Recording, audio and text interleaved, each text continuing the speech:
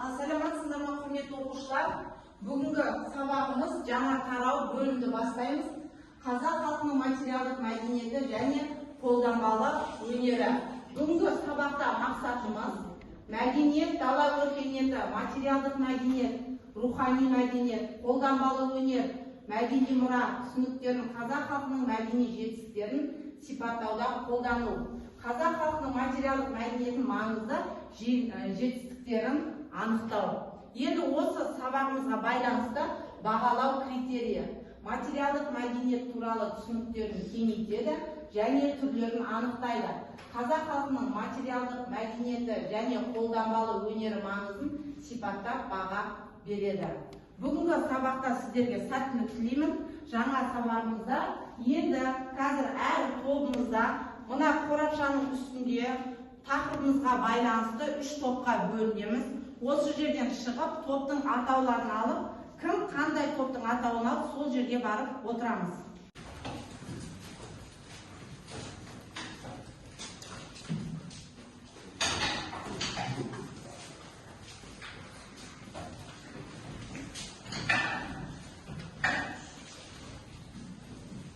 Енді бірінші топ тақырыбымызға байланысты киіз үй тобы. Осы топтан топ басшысы Гүлзат. Екінші топ ою-өрнек тобы, топ басшысы Жансая. Үшінші топ әшекей бұйымдар, топ басшысы Балауса. Енді балалар, бұл жерде қолөнер, қолданбалы мәдениет болғандықтан қазір бізде видеоролик көрсетіледі, сол жерде видеороликке қараймыз. Бүгінгі қарастыратын тақырыбымыз 16-17 ғасырлардағы қазақ халқының мәдениеті. Бүгінгі сабақта қазақ халқының мәдениетімен танысып, одан ғибрат алу мақсатында балалар өркениетіне сапар шекпекпіз. Сонымен мәдениет латынның культура, өңдеу, егу деген сөзден шыққан. Видеода не көрдік? Айтау Гүлзат орнатып. Біз көшпенділердің тұрғаны киіз үй туралы білдік. Оның қандай бөліктері тұратын және қыста, жазда қандай рөл атқаратын білдік. Ол жерде қолданбалы өнерге неге кіреді тағы? Бұл өнерге. Қолөнерге кілем тігу, тоқымашылық істер жатады. Және де зергерлік. Отыра ғой. Енді қазір сендерге мәтінмен оқулықпен жұмысқа әр топқа тапсырма беріледі. Кітабымызды ашамыз. Сол жерде бөлімдерде киіз үй, әшекей бұйым, қолданбалы қолөнер бар. Мына жерде детальдарды қосу әдісі арқылы сіздерге бірінші топқа мына киіз үй. Осы киіз үйдің ортасына жапсырамыз. Сөйтеміз да жан жағына не істейміз? Детальдарын қосамыз. Киіз үй, қандай киіз үйдің түрлері бар, қандай бөліктерден құралады. Сіздерде қолөнер, киіз үйдің ішінде жасалған жабдық қолөнердің түрлерін атайсыздар. Ою-өрнек, қандай ою-өрнектердің белгілері, нышандары бұл. Мынаны ортаға жапсырамыз да, шет-шетіне детальдарын қосып, тапсырманы орындаймыз.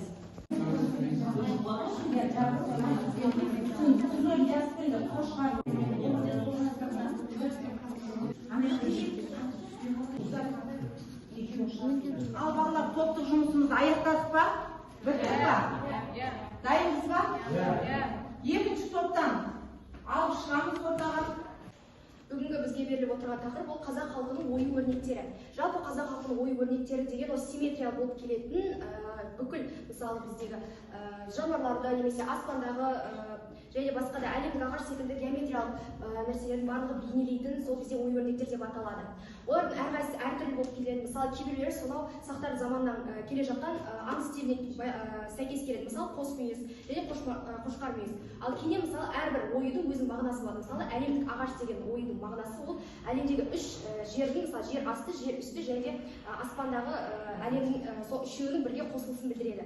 Одан кейін олар қасиетті үш санын көбірек қолданатын болған ою-өрнектерде. Одан кейін тік сызық деген ол қуат, яғни өсу, даму дегенді білдіреді. Одан кейін жарық сәулесі және аспан мен жерді қосатын сызық, оның барлығы бізде аспан әлемімен байланысты болады. Одан кейін геометриялық дегенде мысалы тік сызық секілді көптеген жаңағы үш бұрышты, сондай төрт бұрышты, шаршы секілді айқыш сызықтармен бірге байланысатын болған. Одан кейін үш бұрыш бізде егер ол төбесі жоғары қарап тұратын болса ол материядан шығатын, ал төмен қарап тұратын болса ол бейнетін, яғни ол әлем жаңа әйелдік және еркектік бастама деп аталады. Соның барлығы бізде оюлардың барлығы симметриялық болып тұрады және оның барлығы қазақ халқының ерекшелігі болып саналады. Жақсы, рахмет. Түсіндік па балалар? Келесі топ дайынбыз ба? Ал балалар, келесі екінші тапсырмамыз сөздер банкасы әдісі арқылы сабақта өткен жаңа сөздерді осы жерден алып, мағынасын айтып жауап береміз. Әр топтан оқып шығамыз. Бірінші топ. Кереге.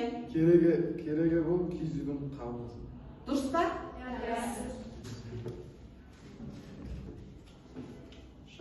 Шаңырақ. Ол киіз үйдің ең басында тұратын бөлігі. Ең негізгі киіз үй қанша бөліктен? Үш бөліктен. Соның ең негізгі шаңырақ. Үшінші топтан.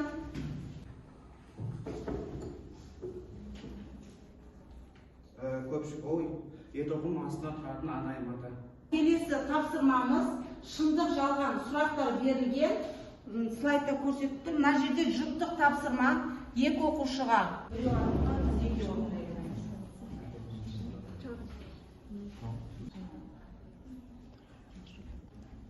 Балалар, аяқтадық па? Бірінші топтан.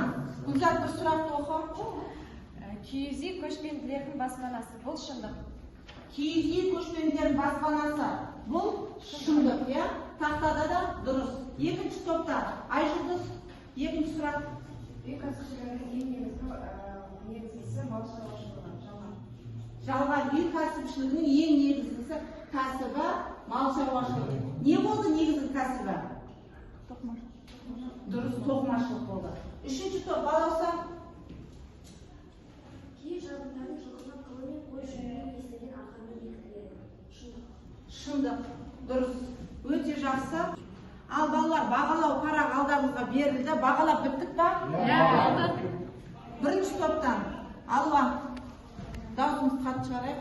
Мен өзім бүгінгі сабақта 8 балға бағалаймын. Себебі мен бұл жерде жаңа сөздерді анықтай алмадым, яғни мағынасын аша алмадым. Одан кейін қолданбалы өмірдің тұрмыстағы маңыздылығын толық біле алмадым. Меңгермедin, иә? Дұрыс, 8 балға бағалады. Екінші топтан. Диана, қаншаға бағалады? 8-ге.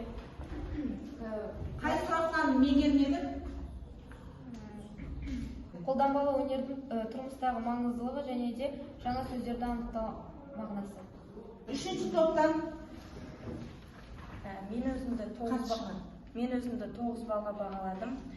Менің бұл сабақта түсінбегенім ой өрнектердің кейбір түрлерін білмейді. Дұрыс. Ой өрнектердің түрлерін меңгермеді толық. Жақсы. Енді алдымыздағы кері байланысқа бүгінгі сабақтағы егергеніміз кері байланысқа жазып береміз. Жылдан кері байланысты жазып.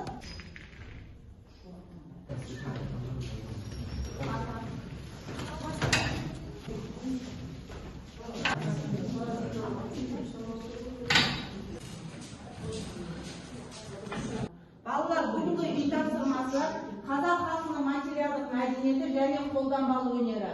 Қолданбалы өнер несімен ерекшеленеді тақырыбына шағын эссе жазып келеміз. Түсінікті ма? Рахмет, сау болыңыздар.